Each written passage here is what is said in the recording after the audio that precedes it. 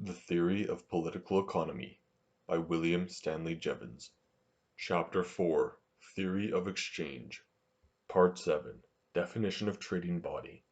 I find it necessary to adopt some expression for any number of people who aggregate influence in a market, either in the way of supply or demand, we have to consider. By a trading body I mean in the most general manner anybody either of buyers or sellers. The trading body may be a single individual in one case, it may be the whole inhabitants of a continent in another, it may be the individuals of a trade diffused through a country in a third. England and North America will be trading bodies, if we are considering the corn we receive from America in exchange for iron and other goods. The continent of Europe is a trading body as purchasing coal from England. The farmers of England are a trading body when they sell corn to the millers, and the millers both when they buy corn from the farmers and sell flour to the bakers. We must use the expression with this wide meaning because the principles of exchange are the same in nature. However wide or narrow may be the market considered, every trading body is either an individual or an aggregate of individuals, and the law in the case of the aggregate must depend upon the fulfillment of law in the individuals. We cannot usually observe any precise and continuous variation in the wants and deeds of an individual, because the action of extraneous motives or what would seem to be caprice overwhelms minute tendencies.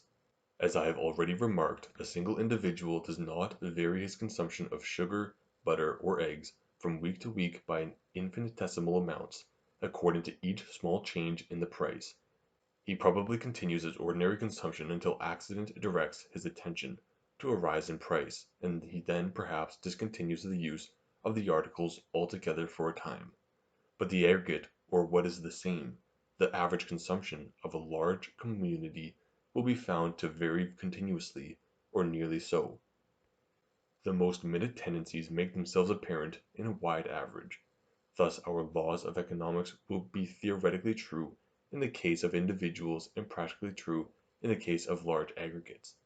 But the general principle will be the same, whatever the extent of the trading body considered. We shall be justified then in using the expression with the utmost generality. It should be remarked, however, that the economic laws representing the conduct of large aggregates of individuals will never represent exactly the conduct of any one individual.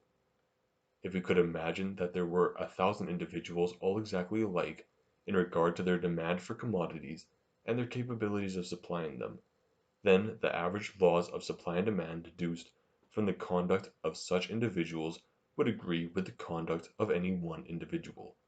But a community is composed of persons differing widely in their powers, wants, habits, and possessions. In such circumstances the average laws applying to them will come under what I have elsewhere called the fictitious mean, that is to say, they are numerical results which do not pretend to represent the character of any existing thing, but average laws would not on this account be less useful if we could obtain them, for the movements of trade and industry depend upon averages and aggregates, not upon the whims of individuals.